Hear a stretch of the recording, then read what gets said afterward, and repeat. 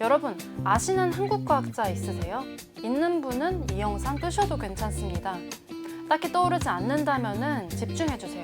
지금부터 강의 시작합니다.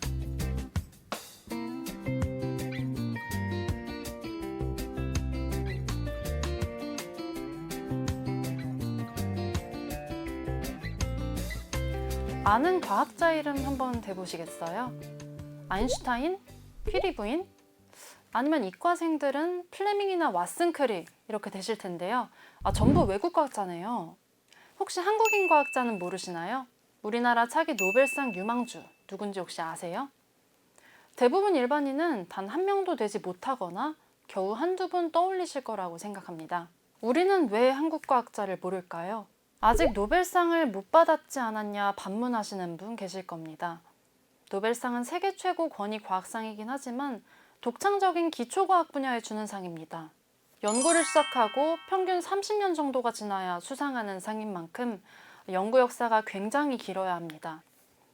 우리나라는 현대 과학 연구를 시작한 토대가 닦아진 지 오래되지 않았기 때문에 노벨상까지는 어쩔 수 없이 더 걸릴 수 있다는 말입니다.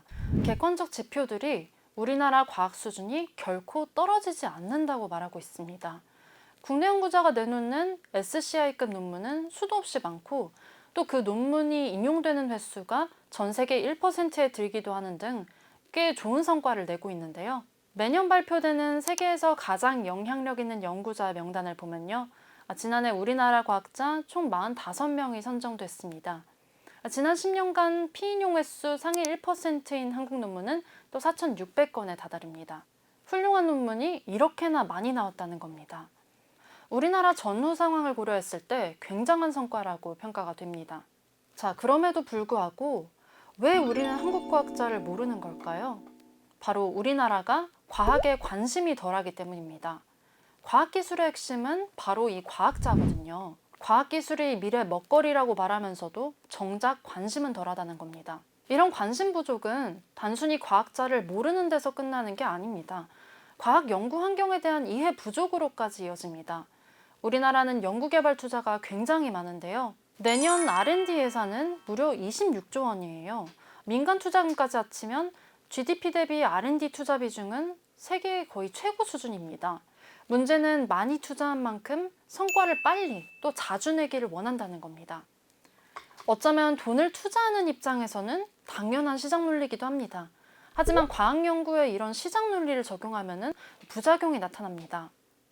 눈에 보이는 성과를 3, 4년에 한 번씩 논문이나 특허로 짠 하고 보여줘야 되기 때문에 과학자들은 연구비를 더 받기 위해서는 성공할 것이 뻔한 안전한 연구를 해야 되게 된다는 말인데요. 독창적인 연구를 오랫동안 진득하게 할 수 없다는 겁니다. 노벨상 수상자는 핵심 연구를 평균 15년에 걸쳐 완성했다는 분석이 있는데요. 최소 15년이라는 겁니다.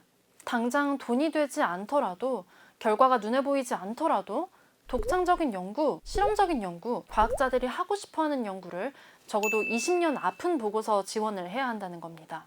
이런 연구가 수십 년 후에 천문학적인 부가가치를 창출하는 겁니다. 최근 눈여겨볼 만한 민간 투자를 보면요. 이수영 광원산업회장이 카이스트에 676억 원을 기부했습니다. 10여 년간 연구비를 지원을 받으면서 자율적으로 연구를 하고 또 논문이나 특허 중심의 실적 평가를 유예해준다고 합니다. 단기 성과를 재촉하는 기존 지원과는 굉장히 차별화되어 있는데요.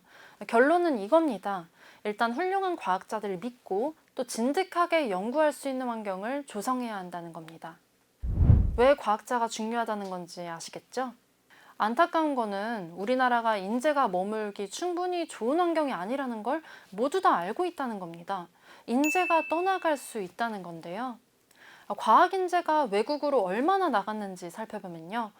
이 이공계 취업자의 유입 대비 유출 지수는 2015년에 감소했다가 2017년에 다시 증가했습니다. 대부분 미국으로 갔는데요. 미국은 4차 산업혁명에서 인재의 중요성을 일찌감치 깨닫고 외국인 인재를 데려오기 위해서 파격적인 비자 혜택을 주면서 외국인 과학자를 유치하려고 하고 있습니다. 이에 중국이나 인도 등이 더 파격적인 조건을 제시하면서 외국에 있는 자국 인재를 다시 데려오려고도 하고요. 그런데 우리나라는 인재를 외국에 뺏기기도 하고 심지어는 국내에서도 뺏기고 있습니다. 이공계 기피 현상 들어보셨죠? 요즘이야 취업이 잘 되는 공대 인기가 좀 높아지긴 했지만 이 기초과학을 기피하는 현상은 여전합니다. 훌륭한 이공계 학생들이 연구를 하기보다는 의대나 약대로 몰리는 현상도 심각합니다. 그 배경에는 앞서 말한 연구 환경뿐만 아니라 처우에 대한 문제도 있겠습니다. 굉장히 복합적인 문제가 뿌리 잡고 있습니다. 네, 근본적인 문제를 해결하려면 그 많은 예산이 좋은 연구실에 들어가고 또 능력 있는 과학자를 지원하도록 해야겠죠. 일반 국민이 할 수 있는 일은 없을까요? 바로 과학에 관심을 갖는 겁니다. 관심을 갖고 싶어도 재미가 없고 또 이해하기가 어렵다고요? 여기서 언론의 역할이 중요해집니다. 재미있는 과학 콘텐츠, 과학 뉴스 등을 좀 의도적으로 더 눈에 띄게 선순위에 놓고 미디어에 자주 노출될 수 있도록 해야 하는 겁니다. 과학 연구 결과가 어떤 과정을 거쳐서 탄생을 하고 또 이런 연구가 어떤 가치가 있는지 더 많은 사람이 알수록 연구비가 정말 필요한 것으로 가게 되겠죠. 또 이럴수록 훌륭한 과학 성과가 나올 환경이 조성된다는 겁니다. 왜 우리나라는 노벨상이 안 나오냐고 비난할 것이 아니라 과학 연구가 100년 대계라는 걸 알고 진득하게 응원하는 분위기를 조성해야 한다는 겁니다. 코로나 사태로 언뜻 보기에는 과학 기사가 더 증가한 것처럼 보입니다. 하지만 오히려 이런 백신이나 진단키트 등 감염병 연구 성과 빼고는 과학 기사가 전혀 주목받지 못하고 있습니다.